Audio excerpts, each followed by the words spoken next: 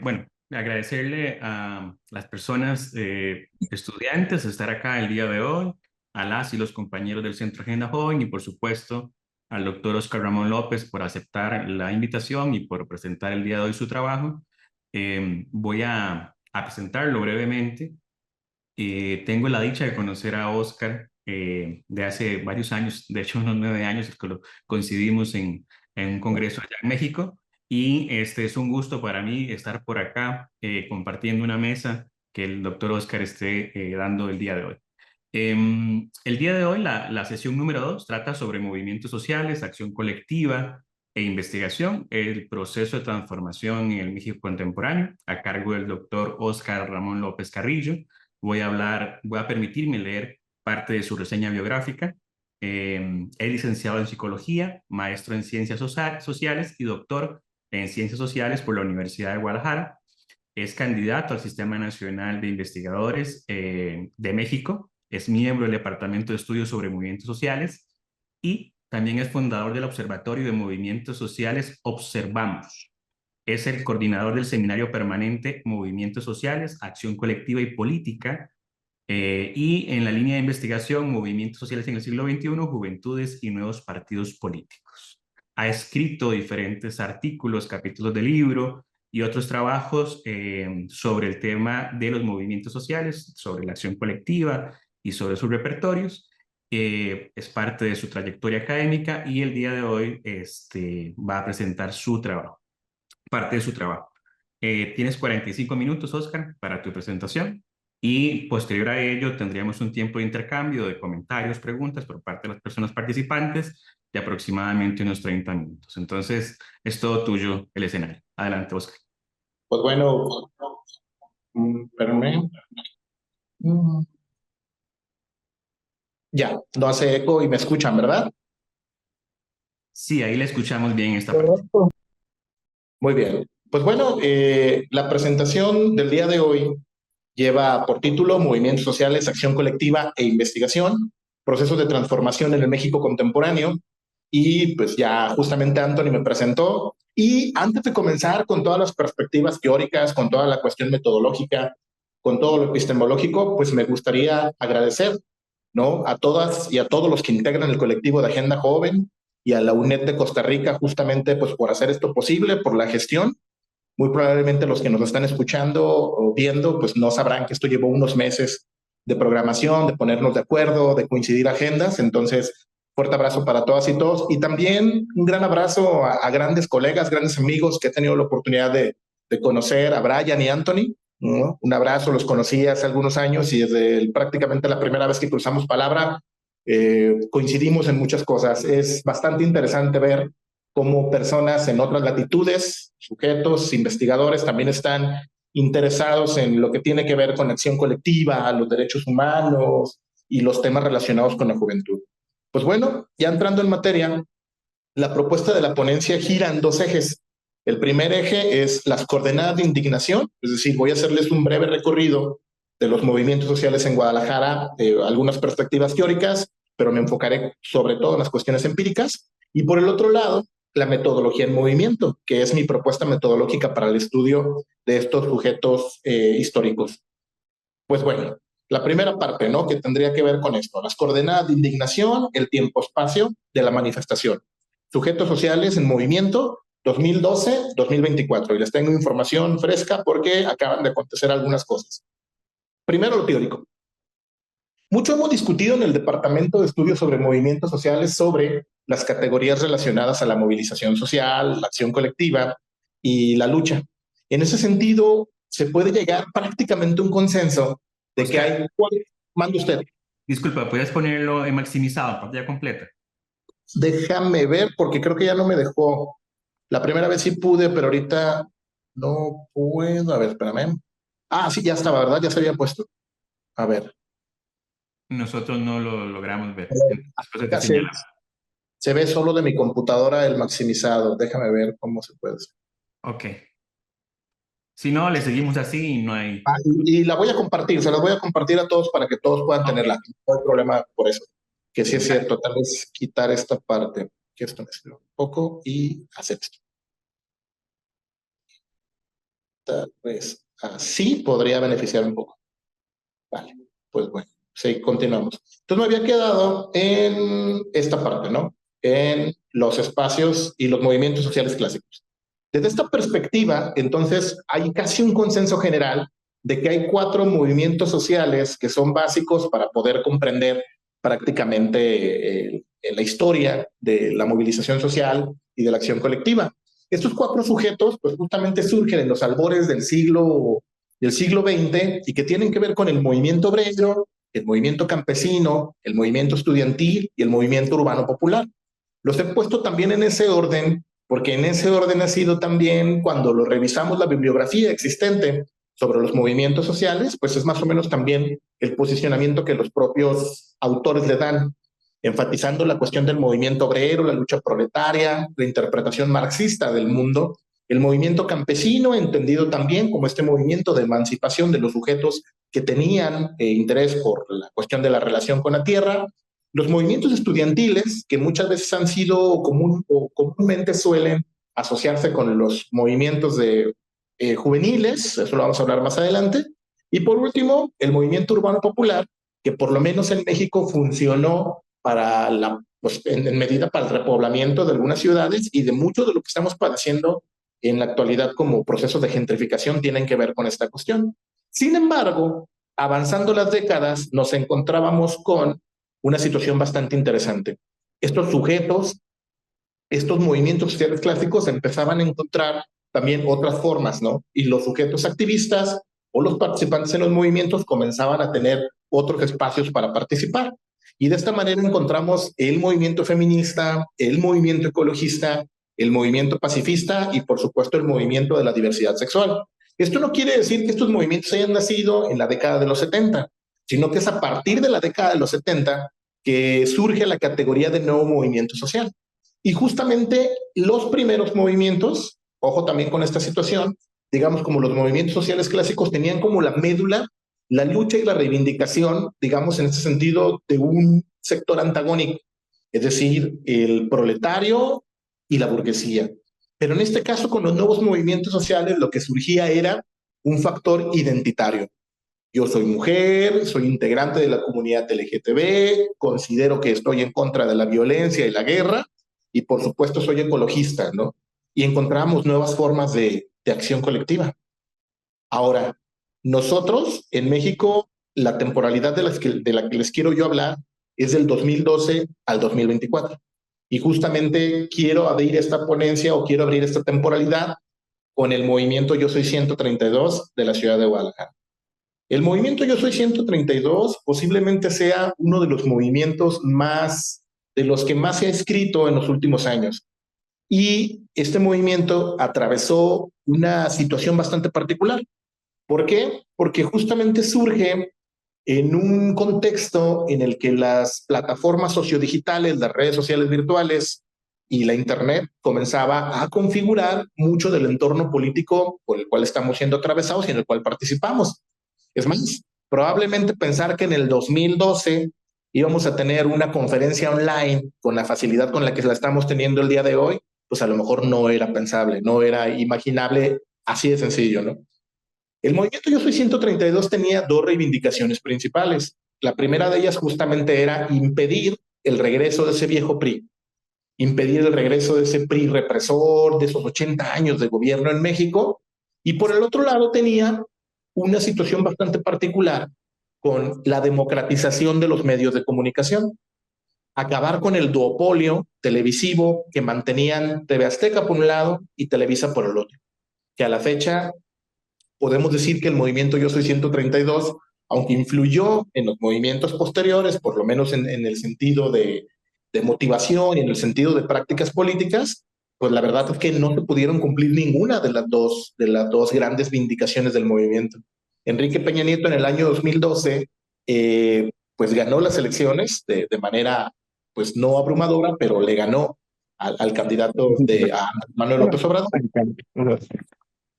Y hasta la fecha, el duopolio televisivo, pues continúa, ¿no? Incluso yo podría pensar que con algunas situaciones más agresivas todavía que antes. Este movimiento Yo Soy 132, yo lo pondría en una coyuntura en la que estuvo activo, digamos, como del año 2012 al año 2014. Y proseguimos con el siguiente sujeto social con el que pienso compartir esta ponencia. Pues bueno, vamos, espero me vayan agarrando el hilo en la cuestión de la temporalidad. Año 2012 al año 2014, el movimiento Yo Soy 132. En el año 2014, el 26 de septiembre, en el municipio de Ayotzinapa, en Guerrero, surgió una cuestión bastante difícil de narrar, que tenía que ver con la desaparición de 43 estudiantes normalistas de la normal rural Raúl Isidro Burgos, ¿no? En Ayotzinapa. Este hecho, sin parangón, por lo menos en el México contemporáneo, lo que hizo fue que hubiera sendas movilizaciones por todo el país y que viera una situación bastante particular con el boom o con la explosión de lo que estamos viendo actualmente con los colectivos de búsqueda de familiares. El movimiento Ayotzinapa Somos Todos se articulaba de dos maneras. La primera de estas articulaciones tenía que ver con esta composición de movimiento social, como pudo haber sido el Yo Soy 132, como lo podemos ver justamente en estas fotografías, ¿no?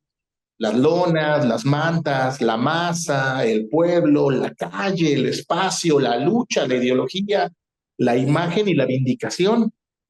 Pero por otro lado también tenía un componente que se había visto en algunas manifestaciones y se había visto en algunas luchas, pero que no era tan común, el formato caravana.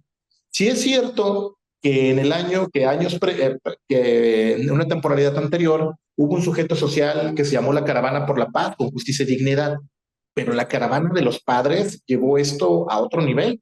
Es decir, los padres de los compañeros desaparecidos de Ayotzinapa, hasta la fecha siguen participando en caravanas, han estado en otros países, siguen recorriendo el país, muchas partes del mundo, pues buscando justamente a los suyos.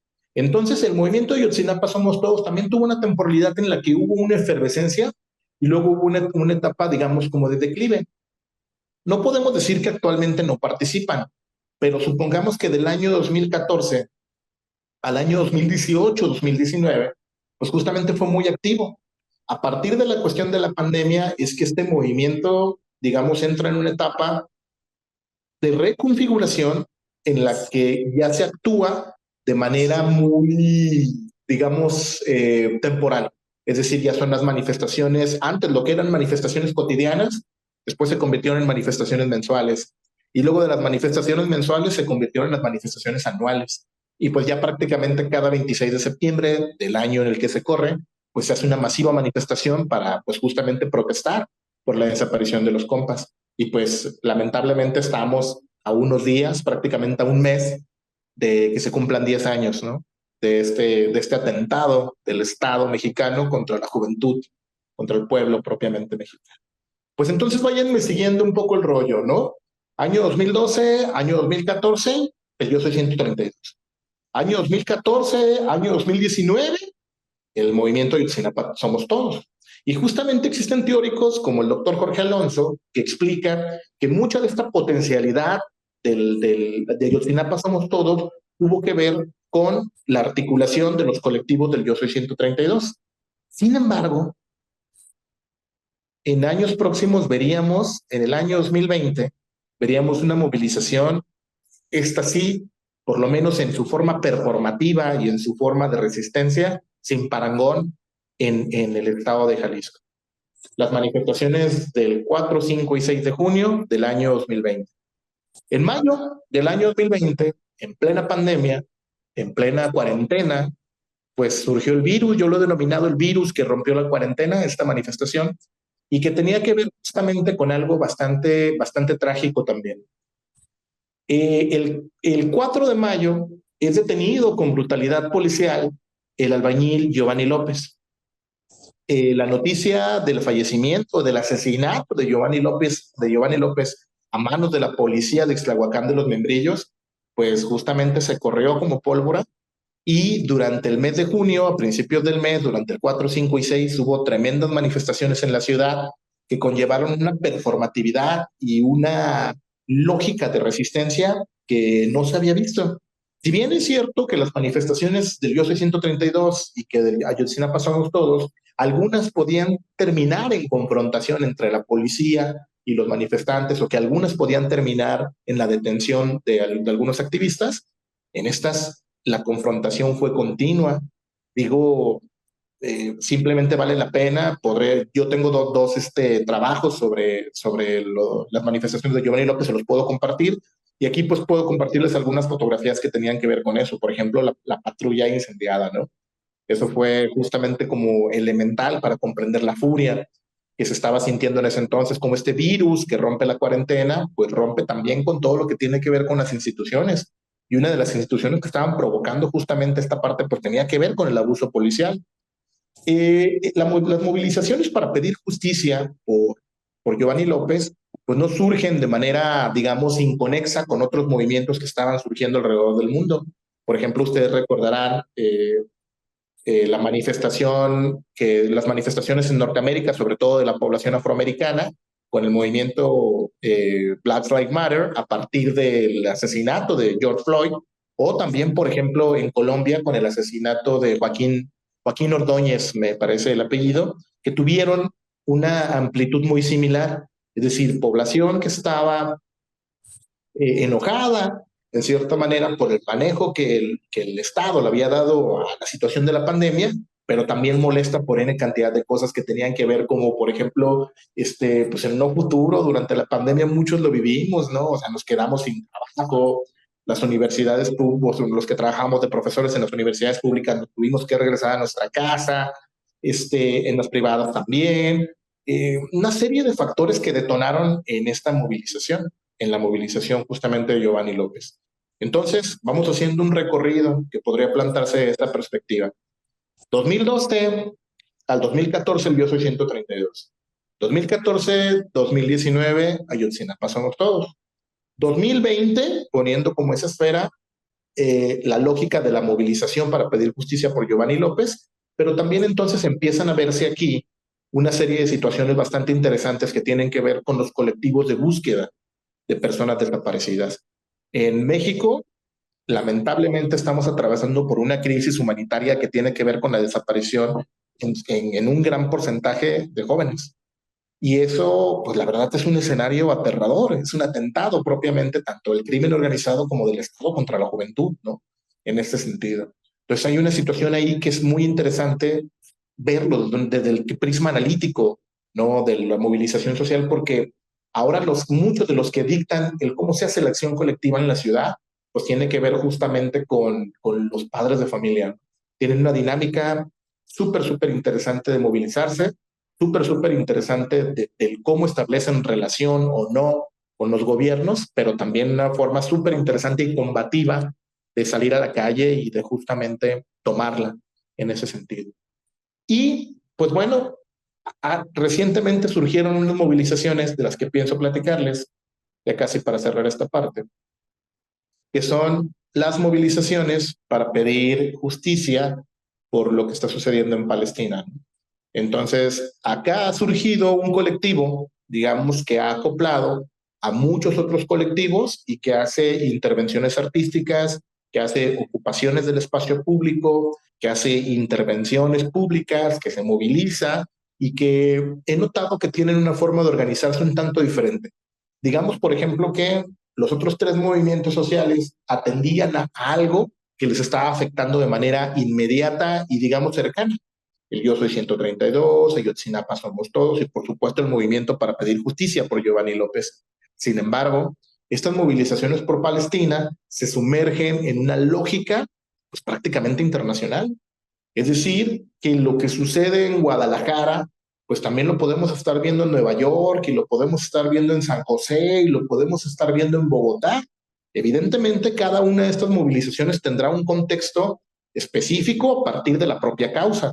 Es decir, por ejemplo, acá el movimiento de solidaridad o el colectivo de solidaridad con el pueblo palestino, pues retoma a muchos de estos activistas que estuvieron muy activos durante 5 años en el movimiento de Ayotzinapa Somos Todos.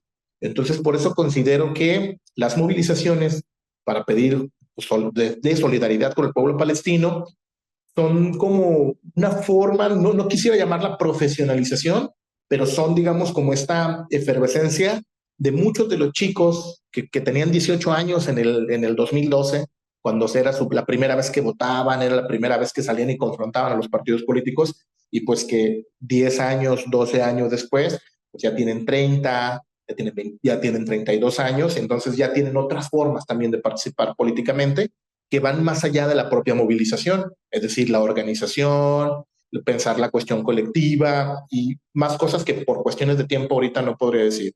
Si bien me quedaría con estos cuatro sujetos y ya cumplí por lo menos con la primera parte de la ponencia, la siguiente parte de la ponencia tendría que ver con lo metodológico. Pensar, por ejemplo, esta cuestión. Como les comentaba, a la par de los movimientos de Yo Soy 132, de Ayotzinapa Somos Todos, de Justicia para Giovanni López y estas movilizaciones que tienen que ver con, para pedir o de solidaridad con el pueblo palestino, pues hay dos movimientos que son base prácticamente para la actividad política, casi podría apostar que en muchas partes del mundo, si no es que en América Latina por lo menos. Y una de ellas tiene que ver con el feminismo y la lucha de mujeres, y por el otro lado, lo que les comentaba con la búsqueda de los colectivos y las familias por sus familiares y por sus personas desaparecidas. Lo interesante, por ejemplo, es cuando encuentran una conformación, es decir, por ejemplo, las marchas del 8M, sobre todo la que es incluyente, pues ya también tiene un colectivo en el que van las familias, ¿no? Gritando el nombre de su persona desaparecida o de su familiar. Como les digo, por ejemplo, acá no se alcanza a ver muy bien, pero les juro que voy a compartirles la ponencia y para que puedan tenerlo en los datos más cercanos. Pero, por ejemplo, aquí vemos a un adulto en silla de ruedas y ahí va con su lona. Me ha tocado, por ejemplo, ver intervenciones y cómo, por ejemplo, el feminismo, tanto el feminismo como los colectivos en búsqueda de personas desaparecidas, lo que han hecho es posicionar un tema que va más allá de la agenda institucional y que además repercute en la cuestión de los espacios. Por ejemplo, estoy dando el lugar que me prestaron para poder dar esta ponencia es muy cerca del centro de Guadalajara. A menos de 500 metros de aquí hay un antimonumento que colocaron algunas compañeras del colectivo feminista, ¿no? Entonces hay una modificación del espacio público. No solo se está cambiando una cuestión del léxico de la rebeldía, ¿no? Sino que también se están transformando los espacios. Y eso es bien interesante. Y por el otro lado, por ejemplo, una gran lucha que han ganado, una lucha simbólica que han ganado las madres, los padres, los familiares de personas desaparecidas que participan continuamente en su accionar político, es que la glorieta que antes era conocida como Niños Héroes, ahora es conocida como la glorieta de las y los desaparecidos. Si alguno de ustedes pone ahorita en el Google glorieta de las y los desaparecidos en Guadalajara, le va a decir específicamente dónde está, ¿no? Y si alguien quiere hacer etnografía digital, podría meterse al Google y podrá ver que está llena, está repleta, está pletórica de cédulas de búsqueda, ¿no? Entonces son espacios, digamos, en este sentido, que se han podido ganar gracias a la lucha política. Pues entonces, el recorrido, digamos, en esta primera parte de la ponencia es 2012-2024 y algunos de los sujetos principales, pues les hago una recapitulación.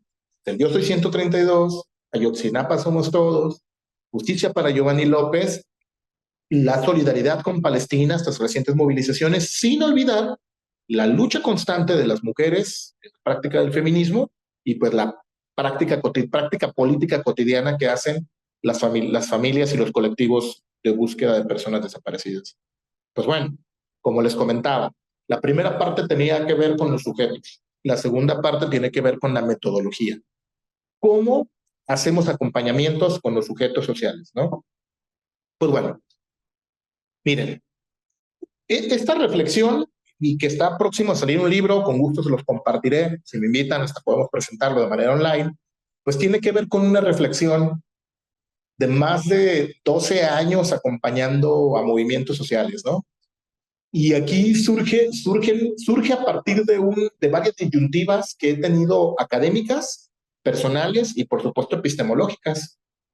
Uno de los planteamientos principales es pues que los movimientos sociales que han irrumpido en la arena pública en el siglo XXI han obligado a las y los investigadores a replantear, pues no solo las teorías y los conceptos, sino también los planteamientos metodológicos y las herramientas que vamos a utilizar. Es decir, que si se fijan, el debate que muchas veces puede ser anquilosado sobre la teoría política, pues tiene que reformularse en torno a qué comprendemos por política, qué es lo político, qué entendemos por participación política y sobre todo estar al día de cómo están actuando los sujetos históricos, que son los sujetos que están tomando la calle.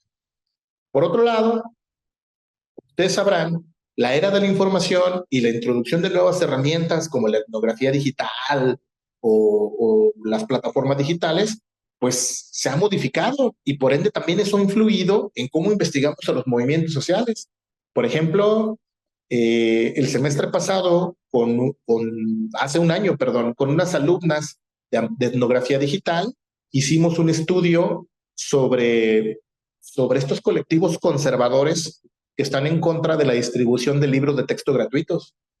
Pero ¿cómo íbamos a poder llegar a ellos si prácticamente los espacios son muy cerrados? Y pues ahí tuvimos que utilizar herramientas que nos permitieran pues poder sumergirnos, ¿no?, en los contextos que ellos habitan, por lo menos de manera online.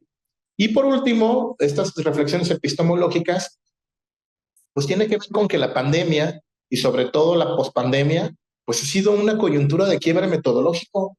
O sea, yo ya no comprendería a una persona, ya no podemos seguir poniendo, ya no se puede seguir poniendo de pretexto la pandemia como para no realizar investigaciones.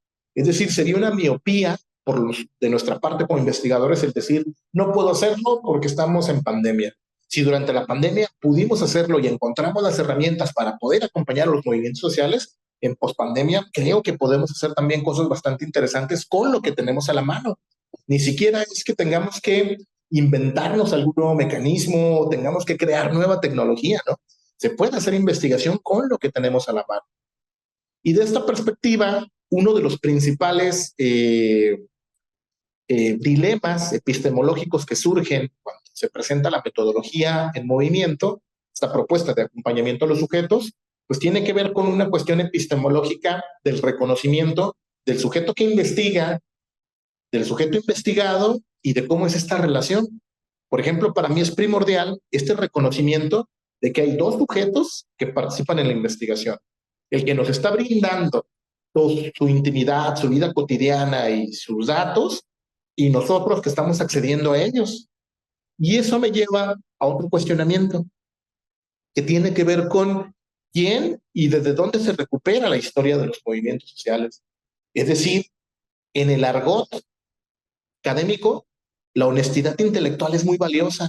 Por ejemplo, yo, que después de cierto tiempo de haber acompañado e investigado el tema, acompañado los movimientos e investigado el tema, pues tengo acceso a pues a ciertas esferas que a lo mejor no cualquiera puede llegar. Y desde ahí construyo una fuente, que yo le llamo la construcción de la contrafuente. ¿Por qué? Porque las voces académicas se pueden instaurar justamente como un discurso que rompe con la hegemonía de los medios. Cuando supongo, si alguien nos está viendo en Centroamérica o Latinoamérica, y seguro pasará cosas muy similares como en México, ¿no? Irrumpe el movimiento social e inmediatamente los medios de comunicación, sobre todo el periódico y la televisión, pues salen a decir que violentos, violentadores, gente necia. Entonces se crea una fuente. Nosotros tenemos la oportunidad de contar esa historia, de contar la historia de los movimientos sociales, de contar la historia de la acción social y sobre todo de recuperar la experiencia de los sujetos que participan ahí. Por ende, uno de los debates que tenemos que dilucidar cuando creamos o partimos de esta metodología tiene que ver con la subjetividad, la objetividad y la militancia. Yo creo que el debate de la objetividad y la militancia es bastante interesante entrarle. Yo no creo que la objetividad sea algo que ya hayamos rebasado. Evidentemente tenemos que, entramos en lo que Pierre Bourdieu llamaba la vigilancia epistemológica o epistémica, y pues existe esta vigilancia entre nuestros pares. Algunos de ustedes tendrán que revisar el trabajo del compañero, muchas veces se nos contrata como, o se nos pide que seamos revisores de algún texto, que seamos sinodales, y pues ahí entra una cuestión de vigilancia, ¿no? De tenemos que pues, no sé, analizar, criticar o discutir sobre el texto de los demás. Sin embargo, la cuestión de la objetividad planteada en como se planteaba antes, donde se nos pide una lejanía, pues se contrapone con esta cuestión de la militancia. La metodología en movimiento es una metodología que, desde mi perspectiva, obliga al sujeto investigador a acompañar y a estar con el sujeto social investigado en los espacios, en los contextos y durante la traza histórica. Si me estoy yendo rápido, me dicen, ahí vamos a tener un espacio para las preguntas. De todos modos, les pienso compartir esto y el texto. Pues bueno, tiempo y espacio como problema y punto de partida. Pues bueno, desde la metodología en movimiento, el tiempo y el espacio deben de ser planteados como el punto de partida de todo problema social. Si alguien de aquí ha tomado metodología de la investigación 1, recordará que su profesor o su profesora lo primero que le dicen es contexto. Y el contexto, pues muchas veces pensamos que solamente es decir México siglo XXI, pero implica más cosas. Implica, por ejemplo, pensar toda la cuestión económica, toda la cuestión cultural, todas las implicaciones políticas. Poner la coordenada es ciertamente sencillo. Podemos ahorita hacer un ejercicio sobre el planteamiento de un problema. Los jóvenes rebeldes en San José, en la tercera década del siglo XXI. Y tenemos el tiempo y el espacio.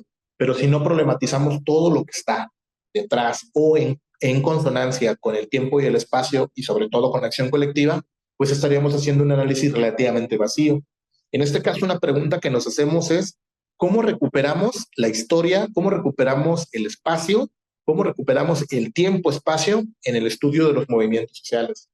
Quisiera sugerirles un libro que salió hace un par de años, se llama El tiempo de la revuelta, de Donatella Di Cesare, donde justamente ella plantea, ¿no? ¿Cuáles son estas problemáticas que nos enfrentamos cuando tratamos de analizar a sujetos históricos?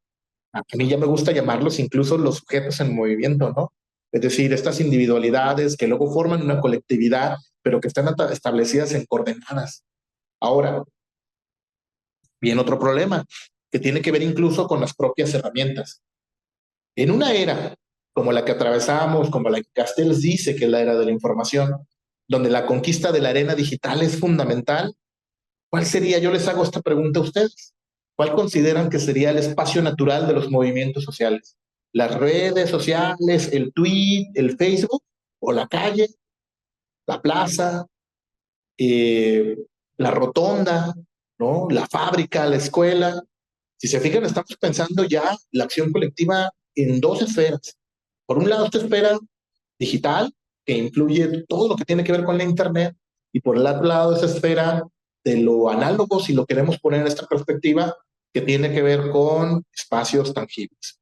Ahora, yo creo, desde mi perspectiva, y haciendo un poquito de spoiler de la propia pregunta que les he hecho, pues que los movimientos sociales surgidos en el siglo XXI participan en las dos, que habrá sujetos que participan más en una que en otra también, pero hacer el análisis de las dos prácticamente se vuelve fundamental en este siglo.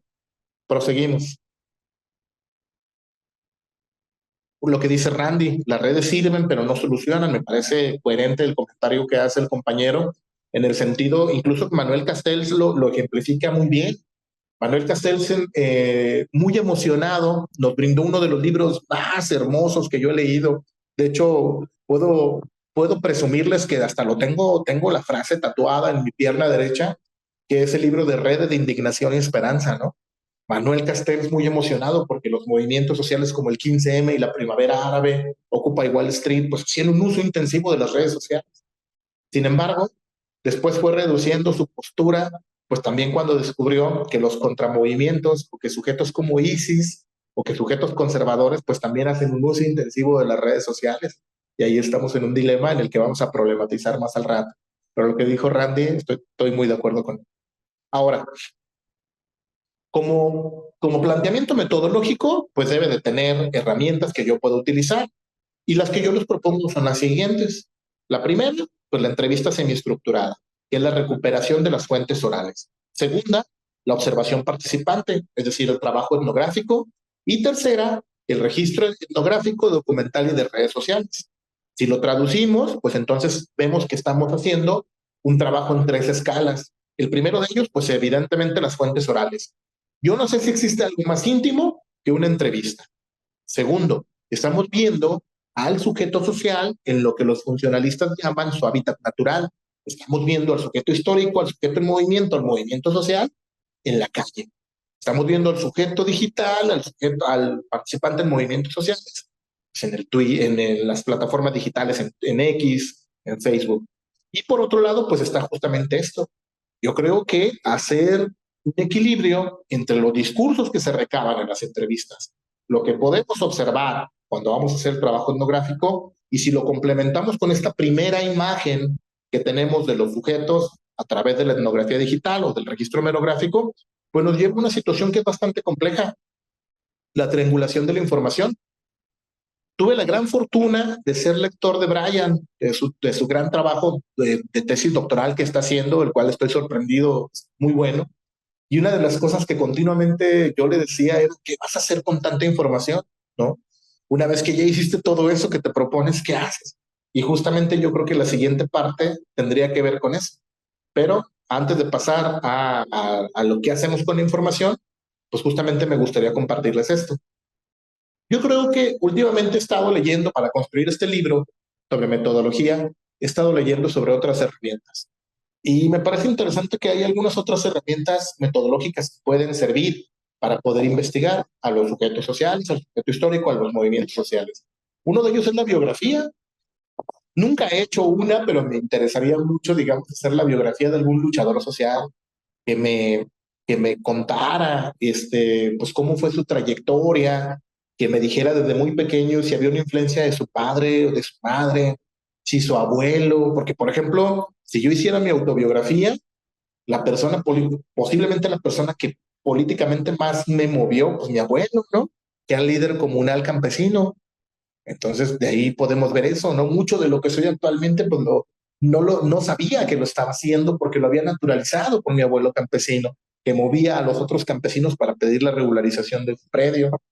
Ahora las historias de vida, que a lo mejor son un espacio más reducido que la propia biografía, pero que nos permite reconocer, pues que hay sujetos que, o sea, yo creo que todos los sujetos que participamos en un movimiento social somos dignos de que se recupere un extracto de nuestra vida. Y las historias de vida, aunque no son tan largas como las biografías, nos puede ayudar a focalizar a 5 o 6 sujetos que nos puedan contar las experiencias, ¿no? Se puede hacer un trabajo bastante ameno sobre experiencias de vida en la lucha social. Hace no mucho, en un congreso en la Ciudad de México, alguien hacía un trabajo sobre los luchadores sociales de su familia y me pareció excelente que lo hiciera eso. No solo por el tributo a sus familiares, sino por cómo estaba recuperando de manera muy fina estas trayectorias, pues que no suelen darse porque nos enfocamos o en la colectividad o en un solo sujeto. Y por último, el grupo focal de discusión, que esta sí la traigo más o menos fresca. La semana pasada hice un grupo focal de discusión con algunos alumnos de sociología sobre la cuestión de la participación política juvenil. Y el grupo focal de discusión nos ofrece una diferenciación a la entrevista. Ojo con esto. Mientras que la entrevista nos permite la intimidad, nos permite el reconocimiento de lo, digamos, de lo íntimo, de la individualidad, evidentemente la historia social, lo que se narra es social, pero se narra una experiencia. El grupo focal de discusión pone de manera social el discurso individual y eso genera otro tipo de recuperación del debate. Es decir, cuando alguien me entrevista, yo en la intimidad y en la individualidad le cuento al sujeto investigador, ¿no?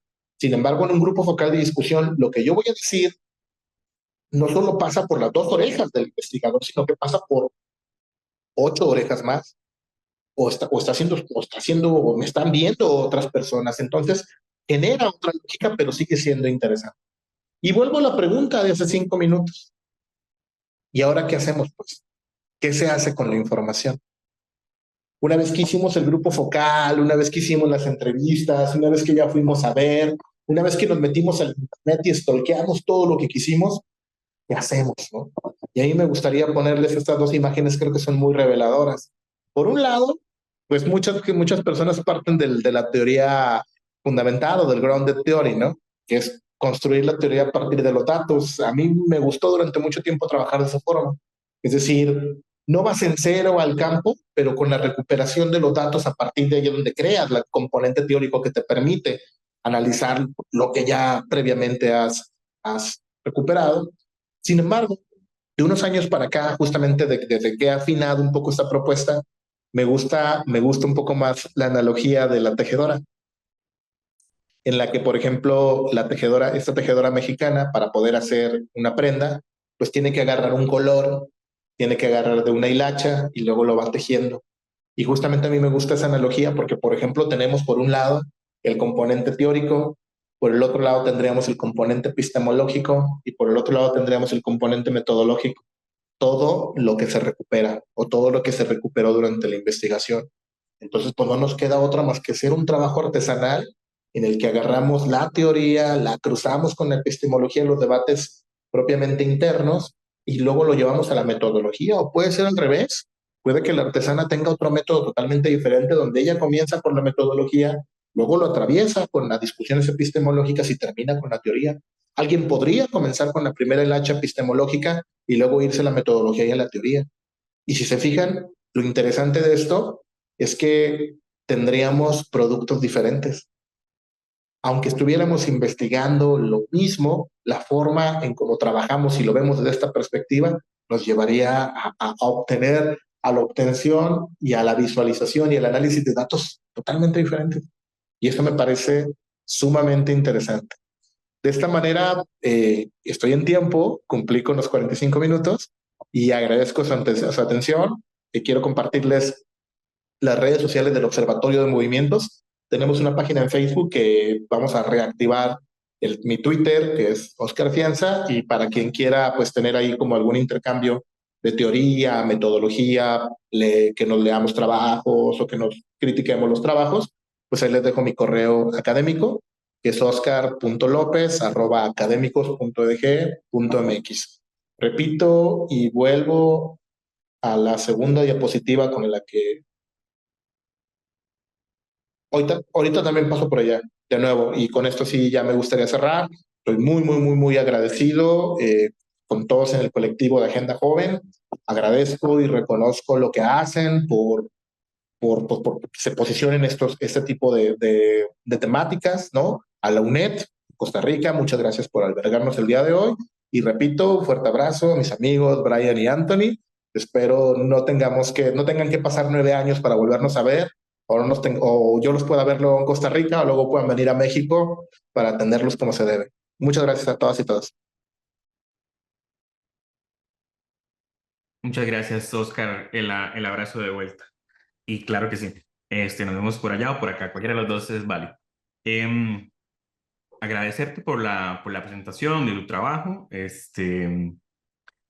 A mí en lo particular me queda bastante claro el esfuerzo que hay en cuanto al proceso de la metodología y eso es muy importante. Pocas veces tenemos la oportunidad de ver cómo se hace un trabajo o cómo se piensa sobre un trabajo y creo que esas oportunidades son muy importantes, más de chicos y chicas que están en proceso de formación a nivel académico. Entonces, me parece muy valioso pensar desde la metodología. Siempre se presentan resultados, pero cómo llegamos a esto es un tema muy importante. Entonces te agradezco por ese análisis que hiciste y esta reflexión sobre eso. Abrimos el espacio para preguntas y respuestas.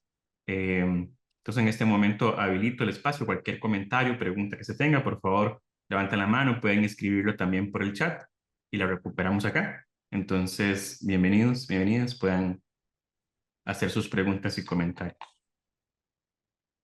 Ya Oscar pasó el correo al chat, ya lo tienen por ahí.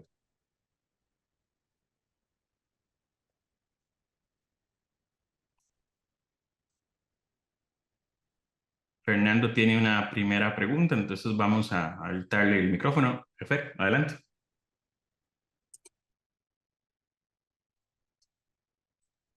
Ay, perdón, no había apretado bien el botón de silencio. Muchas gracias, Tony. Bueno, voy a yo a hacer una pregunta, esperando que ojalá esto anime a las demás personas participantes a ir también, ¿cómo se llama?, conversando con el doctor Oscar Ramón. Bueno, primero que todo, darle muchísimas gracias por acompañarnos, por la presentación. Me gustó montones, me deja un montón de preguntas, entonces elegí una en específico. Me llamó la atención, bueno, que algo que nos comentabas es que, bueno, has tenido claramente diferentes acercamientos a diferentes movimientos sociales. Bueno, y un colectivo que mencionaste también fue estas personas como que estaban en contra de los libros de texto gratuitos y demás. Entonces me surge a mí esta pregunta: ¿cómo podemos entender ciertos tipos de, bueno, yo lo voy a llamar así, de organización colectiva. Por ejemplo, bueno, hemos visto movimientos, algunos que se declaran pro vida, otros, bueno, por ejemplo, aquí en Costa Rica, te pongo un ejemplo puntual, han habido organización colectiva de parte de algunas personas ciudadanas que se han manifestado en contra de, por ejemplo, las personas migrantes o los movimientos migratorios y, digamos, no son manifestaciones necesariamente que sean 4 o 5 personas, en algunos casos llegan inclusive a ser manifestaciones un tanto multitudinarias y demás, pero al mismo tiempo encontramos otro tipo de movimientos, bueno, que más bien demandan el derecho a la educación, una mejor repartición del presupuesto, encontramos otros más bien de la parte socioambiental y demás. Entonces, ¿cómo les podemos diferenciar? ¿Hay alguna manera o deberíamos tomarles también como movimientos sociales, pero leerles en otra clave? Por ahí anda un poco, por así decirlo, mi inquietud, profesión, no sé, y pues nada, si me puedes tal vez, ¿cómo se llama? Explicar un poco más, pues muy agradecido y muchísimas gracias. Sí, Fernando, mira, tu pregunta es muy buena porque es un debate que está actualmente en el meollo de los movimientos sociales, en la caldera. Durante mucho tiempo, la cuestión nos enfocamos para estudiar los movimientos que se categorizaban como de izquierda, por poner un ejemplo. Es más, incluso pensábamos que el movimiento social por antonomasia era de izquierda. Había un romanticismo incluso sobre el propio concepto. Pensábamos movimiento social, rebeldía automática, antisistema. Sin embargo, en los últimos años hemos sido testigos de sujetos sociales, de sujetos históricos, y yo sí los he denominado en algunos trabajos como movimientos sociales que son conservadores. El propio Alain Touraine les denominaba contramovimientos. Hay personas que les han denominado antimovimientos y a mí me gusta mucho también plantear la reflexión acerca de las capacidades de agencia que tienen estos sujetos. Por ejemplo, te cuento un poco sobre el trabajo que realizamos. Total que, y lo hicimos en varias fases. Una fase sí fue ir a hacer etnografía a estos, donde se presentaban estos colectivos. Inmediatamente llamábamos la atención, porque pues además, pues no sé, como que conservamos ese aspecto joven y rebelde, ¿no? De las barbas, los pelos rizados. Entonces eso contraponía mucho al estereotipo en lo que en México se conoce como el whitexican, el conservador, por poner un ejemplo, ¿no? Entonces llamábamos muchísimo la atención y nunca nos expulsaron de estas movilizaciones, pero sí a veces nos encontramos en situaciones donde nos grababan, nos tomaban fotografías, o sea, era como en cierta parte, nunca me sentí en peligro, como sí me siento en peligro cuando la policía nos va a confrontar, pero sí me sentía como algo incómodo, ¿no? Y era una situación. ¿Cómo estudiar estos sujetos? Se vuelve una complejidad y sobre todo sí podemos entenderlos estos sujetos conservadores como movimientos sociales. A mí, por ejemplo, profesores míos del departamento, o sea, gente que me dio clase cuando yo estudiaba el pregrado y el posgrado, me ha llamado la atención seriamente de que no son movimientos sociales, pero curiosamente están teniendo formas de actuar políticamente como lo hacen los movimientos sociales. Es decir, están teniendo ocupaciones de calle, están haciendo manifestaciones, están teniendo una cuestión reivindicativa hacia lo que ellos consideran que ya es el status quo. Estos sujetos se sienten, pues, como se les ha arrebatado el poder, sienten que ya ahora el progresismo y la izquierda es quien tiene el poder, y entonces se convierten ahora en el sujeto antagónico. Les recomiendo mucho algunas lecturas. Pablo Stefanoni tiene una muy interesante sobre esta cuestión de los antimovimientos a partir de también cosas bastante sui generis que tienen que ver, por ejemplo, como el homonacionalismo, ¿no? O el ecofascismo, prácticas que eran, por ejemplo, que muchas veces tienen de médula a la izquierda, pero que luego radicalmente giran a la derecha. O sea, por ejemplo, sé que para nosotros puede ser muy chusco pensar, pues no sé, ir a ver una película de Marvel y que el villano pida que se acabe la mitad de la población, ¿no? Thanos. Pero hay gente, sí va a entender, que teóricamente piensa que eliminando la mitad de la población es la solución para la pobreza. Entonces ahí hay un dilema que se debe de combatir. Yo creo uso la palabra combatir de manera académica.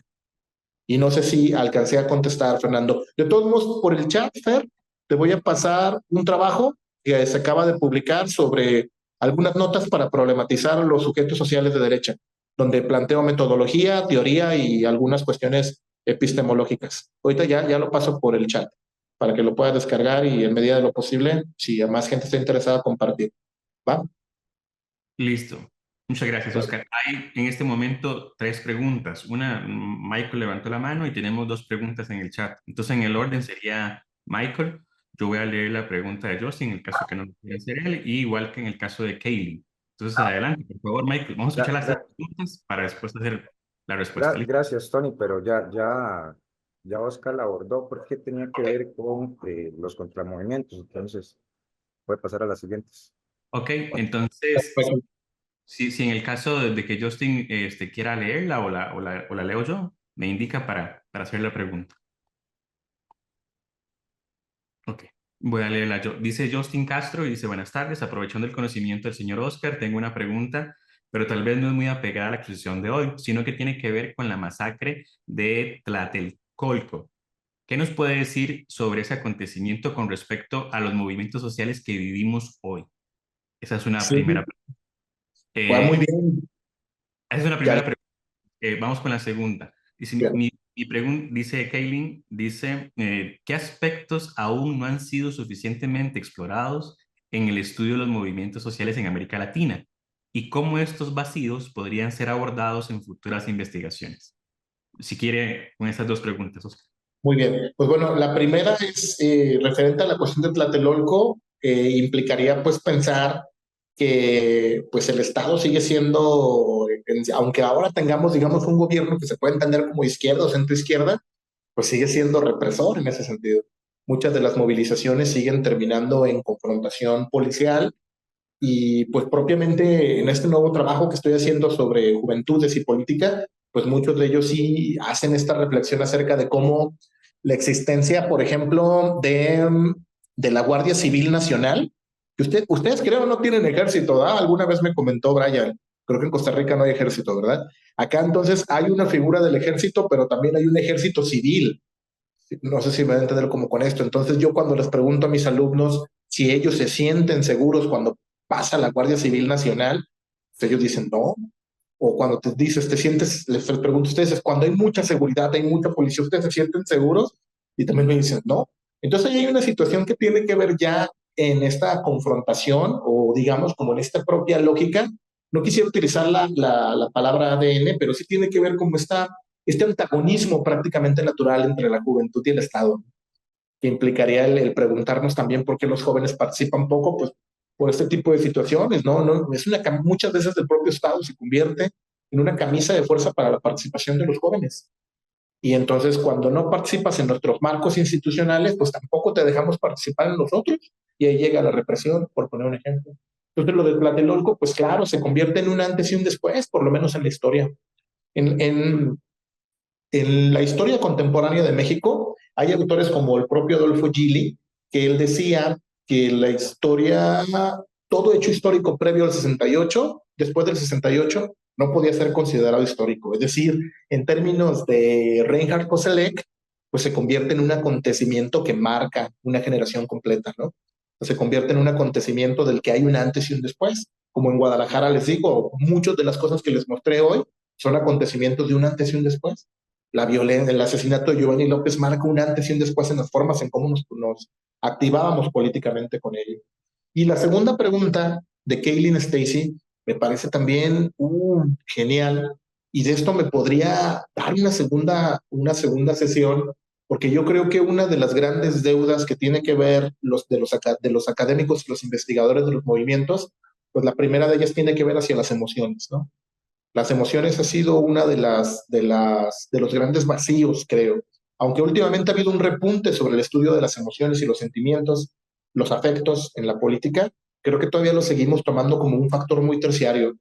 Hace no muchos años, el propio Pablo Stefanoni decía que justamente por eso nos había ganado la derecha el camino en muchos lados, ¿no?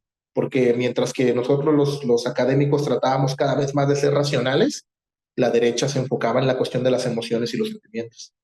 Entonces yo creo que el análisis de los sentimientos, las emociones y la acción colectiva puede ser una de las grandes deudas. Otra de las grandes deudas posiblemente también, y que yo justamente por eso surge el interés por hacer este libro de la metodología, es que es una cuestión que nunca se muestra. Coincido con Anthony con su comentario, porque cuando uno lee un paper, cuando uno lee un artículo, todo es perfecto, ¿no? Desde la primera letra hasta la última. Nunca te salió mal una entrevista, nunca hiciste, nunca se te borró del celular una entrevista, nunca se te olvidó el cuaderno donde habías hecho anotado la etnografía en algún lado, o sea, todo es perfecto. Y justamente algo que me gustó de mi trabajo doctoral fue eso, ¿no? Que estuvo dividido en dos libros. El primer libro, pues, es lo formal y el segundo libro, las experiencias que viví, las cuales fueron buenas o malas, que además, pues, está basado en otro libro que me gustaría recomendarles, que se llama El antropólogo inocente, de Nigel Barley. Se lo recomiendo mucho su lectura, ¿no? En términos de cómo pensar los trabajos de investigación cuando de verdad nos va mal, ¿no? O sea, no, la verdad es que no siempre nos va bien, pero los papers, como por lo menos nos los piden las instituciones y las revistas, pues tratan de mostrar cosas que pues, todo estuvo perfecto, ¿no? No sé si respondí las dos preguntas. Sí, si Muy alcanzaste bien, a responder las dos preguntas. Hay una quinta pregunta, perdón, de Marco muy bien. Antonio. Y bueno, Kaylin te agradece por la respuesta. Marco Antonio señala, saludos por acá. Desde su trabajo como observador de los movimientos sociales, la pregunta es, ¿cuáles causas estructurales ha identificado en México que buscan la desarticulación y la desmovilización de los mismos? Pues también gran pregunta, Marco, gracias por realizarla, saludos. Yo creo que son muchas cuestiones que tienen que ver hasta desde lo propio intrínseco y las emociones propiamente hasta lo pragmático. Por ejemplo, pensemos, ¿no? Cuando estás estudiando, a lo mejor tienes más tiempo para practicar políticamente, para ejecutar, hacer una asamblea, hacer ruido, que es lo que está sucediendo en otras partes del mundo. Pero ya cuando, por ejemplo, tienes un hogar, pues a lo mejor tu tiempo se reduce para participar políticamente, ¿no? Es la verdad. Entre más crecemos, posiblemente menos tiempo tenemos para asistir a la movilización social. También es cierto, dentro de la perspectiva de la movilización de recursos, que es una de las perspectivas también muy utilizadas, pues muchas veces, por ejemplo, existe la figura del activista profesional, el activista que vive para ello, ¿no? Que, bueno, se hace una cooperación y él puede estar 24/7 porque pues, el colectivo busca que él pues se dedique a llevar los formatos, a organizar las marchas, pero realmente las desarticulaciones pueden ser varias. Por ejemplo, la desarticulación de los movimientos muchas veces se da porque a los líderes les ofrecen puestos en el gobierno, ¿no? O sea, eso también es verdad. Eso no lo vamos a negar. Justamente para el movimiento de justicia para Giovanni López, a muchos de los que lideraron ese movimiento, disculpen, hoy trabajan en el Ayuntamiento de Guadalajara en algunas cosas.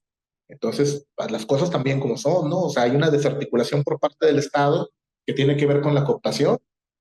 Por ejemplo, muchas veces se nos critica a los que participamos en movimientos sociales y hemos podido llegar a altos niveles de academización porque piensan que las becas los domestican, ¿no? O sea, ya se ganó su beca de maestría y se ganó su beca doctoral, ya no va a escribir como escribía cuando lo hacía en la licenciatura, ¿no? Ahora ya trabaja para la Universidad de Guadalajara y ya no puede decir todo lo que antes decía. Entonces yo creo que las desarticulaciones tienen que ver desde las cuestiones individuales. Hay gente que, la verdad, se decepciona, ¿no? Hay gente que tampoco puede estar todos los días, pero también hay gente a la que, pues, se le puede llegar o se le puede contar por algún lado. Entonces muchas movilizaciones sí pueden ser desarticuladas en ese sentido, ¿no? Otra cuestión también es que muchos movimientos sociales se desarticulan como movimiento social, pero luego se transforman en otra figura. Por ejemplo, pensemos que muchos de ellos han instaurado partidos políticos, ¿no? Puede gustarte o no la figura del partido político, pero se instaura.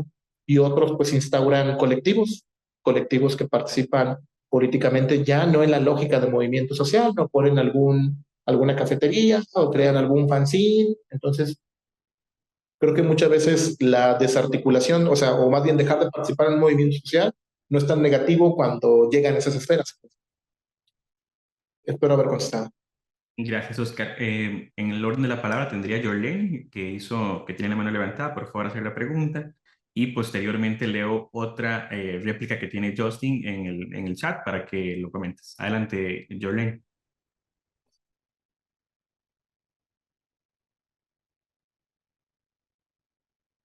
No se escucha, John Dane.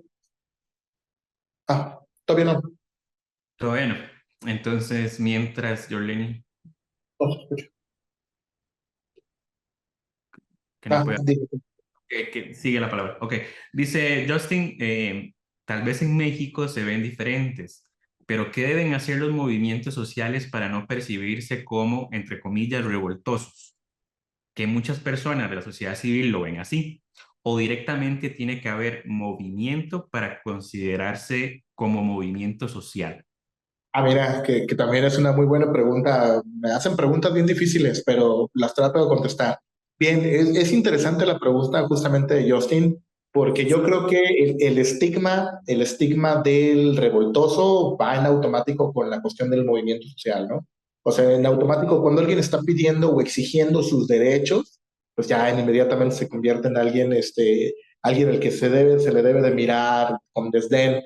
Ahora, también pensemos esto. Cuando participamos en un movimiento social, somos una minoría que dice representar a una mayoría. O sea, por ejemplo, es cierto, o sea, a mí me llama mucho la atención cuando surgieron las movilizaciones del Occupy Wall Street, cuando ellos tenían un lema impresionante que decía, somos el 99%, ¿no? We are the 99%.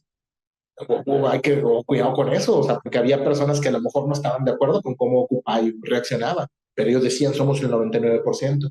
Cuando cerramos una calle, por poner aquí una manifestación, ¿no? Manifestaciones para pedir solidaridad o para dar nuestra solidaridad con Palestina y cerramos una calle, pues para mí también luego es interesante voltear a ver cómo los que van arriba del transporte público pues van enojados porque ahora hicimos que una hora y que el transporte que les duraba una hora, pues ahora les dure dos, ¿no? Entonces hay que entender cómo ese tipo de situaciones, pues, o sea, donde también la modificación de este tipo de cosas o el accionar de los movimientos sociales, pues no necesariamente va a dejar tranquilos a todos. Yo creo que debemos de avanzar más allá del estigma de revoltoso que en automático se da. Y yo creo que uno de los factores para que algo, y esto me lo dijo un profe que quiero muchísimo, Jorge Alonso, él una vez me regañó muy duro y me dijo, Oscar, ten cuidado porque no todo lo que se mueve es movimiento, ¿no? Haciendo como respuesta a la última parte de la pregunta de Justin en ese sentido. Ya puedo hablar, perdón. Ahora sí es que no Tiene estoy la palabra. acostumbrada al teléfono y estoy con la compu y en Teams y eso es diferente. Eh, Al profe, muchísimas gracias. Qué lindo de conocerlo en persona, ¿verdad? No solo leer. Como investigador social, nada más quiero saber, ¿le han ofrecido dinero como una empresa o el gobierno para que publique un papel o pasa eso muy seguido? Digamos, porque a veces los activistas tal vez no, es más social, más voluntario, más amadeo, no hay como dinero, ¿verdad?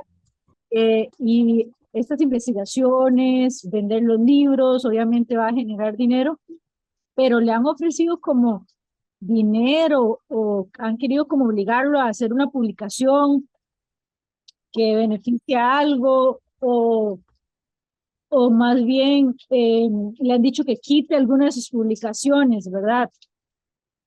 Al nivel de publicación, ¿cómo le ha ido con eso? Bien. ¿Le ha También, gustado algo así? No. sí, claro, voy a contar con la libertad de la docencia una anécdota que es bastante interesante porque yo noté que me estaba haciendo bastante público en el occidente del país, sobre todo en mi ciudad, cuando posterior a las manifestaciones para pedir justicia por Giovanni López, me llegó un correo directo desde Fiscalía. O sea, querían mi opinión como investigador. Y es cuando me llamó mucho la atención, les digo, pues, o sea, ¿yo por qué tengo que dialogar con ustedes, no? Entonces entré en un dilema muy complejo en el que decidí no sentarme en la mesa con ellos porque consideraba que sentarme con fiscalía era hacer contrarrevolución o formar parte de algo. ¿Cómo les voy a brindar datos? ¿Cómo les voy a...? O sea, había una situación, pero lo que dice Yorleni es un debate mucho más complejo que hemos tenido en el observatorio sobre también qué tanto beneficia que estudiemos a los movimientos sociales. Es decir, a veces creemos que solo nos leemos entre nosotros. Cuando escribimos, leemos para muy pocas personas, esa es la verdad. Escribimos para nuestro director, para nuestros sinodales, para nuestros pares y uno que otro despistado.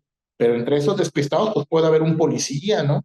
O entre esos despistados puede haber alguien, algún jefe de algún cuerpo de seguridad. Entonces también le hemos reflexionado, sí, evidenciar las prácticas y evidenciar los hábitos o el habitus campo, como diría Bourdieu, pues es también benéfico para los movimientos sociales. Entonces ahí hay una reflexión epistemológica. Lo que hacemos nosotros beneficia al movimiento social y por eso se pregunta, cuando yo hago mis investigaciones, termino con un ¿qué se puede poner? ¿Qué quieres que ponga? Porque al final sí hay cosas en las que es el propio sujeto más que el Estado. No es una autocensura, pero a veces sí nos hablan de cosas bastante complejas que no se pueden poner en un papel solo por ponerse en un papel. Por ejemplo, en una movilización, otra experiencia muy rápida, que en una movilización fueron detenidas dos chicas. Fueron acusadas de haberle robado unos radios a unos policías. Fueron detenidas, sus derechos fueron violentados. Entonces, cuando las entrevisté, su declaración, la entrevista que me dieron, era abismalmente diferente a las declaraciones que le dieron al juez. Decidí no poner esa parte de la entrevista para no afectar su proceso jurídico. Más vale no tener esa argumentación a poner en riesgo la seguridad de dos personas que me están brindando su confianza. Son decisiones que se tienen que tomar. Evidentemente, como académico, pues ahí tienes el dato, ¿no? Tienes el dato que contrapone propiamente el Estado, pero luego si lo muestras, pues también las vulneras. Entonces tiene que ver con este trabajo, le digo, epistemológico de reflexión, de comprender que en la investigación pues está el sujeto que investiga, pero más importante que el sujeto que investiga es el sujeto investigado, ¿no? O sea, el sujeto histórico, el movimiento social, las mujeres, los campesinos, los proletarios, los estudiantes, los jóvenes. Muchas gracias, Oscar. Voy a retomar tres comentarios que hay en el chat. Llevamos un buen tiempo, llevamos unos 22 minutos conversando después de tu presentación. Entonces voy a tomarme el tiempo para leerlos. Dice Pablo, lo mismo pasa acá en Guatemala. Los líderes de movimiento resultan con puestos altos en el gobierno, en el tema de la captación que señalabas en cuanto al tema de la desmovilización. Randy, por otro lado, comenta, en Costa Rica los líderes los arrestan como pasó con los antivacunas. En el contexto del tema de la pandemia, las personas que protestaban contra la vacunación por el tema de la COVID-19. Y finalmente, Kaylin señala, en América Latina, la represión llega a tal punto que líderes y lideresas ambientales son asesinadas, como fue el caso de Berta Cáceres en Honduras. Sí, Entonces, sí. adelante. Y lamentablemente, pues también es una situación ante la que se enfrentan las personas que participan en los movimientos sociales. Por ejemplo, acá en Guadalajara, con digamos, esta crisis de las personas desaparecidas, pues algunos familiares son muy públicos, pues, o sea, te vuelven muy públicos porque también se convierten en buenos oradores, ¿no? O sea, hablan muy bien ante la cámara porque tienen que hablar siempre, ¿no? O sea, y se convierten en figuras morales que luego los medios llegan y les hacen entrevistas y se hacen muy públicos y pues muchas veces ellos tienen que atravesar las amenazas, ¿no? Tanto de la policía como del crimen organizado. Entonces sí, sí es una situación en la que comprendo este posicionamiento de la represión. Me contaban los compas en Honduras, pues que lo de Berta Cáceres se convierte también en un antes y un después para ellos, ¿no? O sea, en esta situación de la lucha por el medio ambiente. Y acá también en México, la lucha ambientalista y con el feminismo pasará no tanto, me ha tocado ver como menos amenazas, no digo como que su lucha es tan cotidiana que a veces se normaliza la violencia que no debería estar normalizado, pero cuando uno analiza las noticias, creo que donde hay como una mayor violencia contra los activistas provendría de los colectivos de búsqueda de personas desaparecidas y de los ambientalistas o ecologistas, ¿no? Por ejemplo, imagínense, ¿no? Cuando te contrapones contra un macroproyecto o que el río que estás defendiendo está a la mitad de una ruta de trasiego de droga, ¿no? Tú pones, la verdad es que tu vida está en riesgo de esa situación. En Costa Rica, fíjense también, yo creo que ese 2020, 2022, vamos a tener que luego entrarle con calma desde una perspectiva histórica para ver cómo fueron estos movimientos anti-vax, ¿no? Muchos de ellos antivacunas, algunos de un espectro liberal, otros de un espectro conservador. A mí hubo uno en Canadá que me llamó la atención de unos traileros, ¿no? Que estaban en contra de las antivacunas, por ejemplo, pues pensar que aquí en México también hubo una movilización de antivacunas y que se asociaban prácticamente a abrazos asegúnes, pero se asociaban como con el sector conservador, algunas de ellas. Por ejemplo, un dato que da Stefanoni y Ramonet en su último libro, que ahorita no recuerdo específicamente el nombre, último o penúltimo, es que, por ejemplo, en los gobiernos conservadores de Bolsonaro y de Trump, el terraplanismo y el pensamiento mágico creció 400%. O sea, antes era como una situación bastante así de que los acreditaban como una burla al que creía que la Tierra era plana, ¿no? Pero durante esos gobiernos creció así exponencialmente el número de personas que estaban como con esta cuestión del pensamiento mágico, la desinformación, la cuestión de las antivacunas. Entonces, habrá que ver como caso por caso, pero es particular. Y sí, por aquí había un colega que decía, ¿no? Que la situación en Guatemala, ¿no? Era como muy similar. Yo creo que en muchas partes del mundo al activista de élite se le podría llegar por ese lado, ¿no? O sea, se convierten en buenos oradores, muchos de ellos son académicos, ¿no? O algunos de ellos tienen pues tremendos capitales académicos también. Entonces son personas que pues pueden tener una cosa es que tendríamos que debatir, pues quién somos para criticar la cuestión moral, ¿no? Pero también es diferente cuando las figuras políticas llegan o las figuras de los movimientos llegan a los gobiernos, ¿no? De manera orgánica, a cuando pues eres cooptado para desarticular un movimiento. Entonces ahí sí creo que hay una tremenda diferencia. Y creo Muchas que... no, gracias. gracias, Oscar, por tus observaciones y reflexiones alrededor del tema. Creo que vamos a ir finalizando ya esta parte de preguntas. Hemos escuchado a Oscar reflexionar sobre la historia de los movimientos con 4 grandes movimientos sociales: el obrero, el campesino, el estudiantil, el urbano y el rural.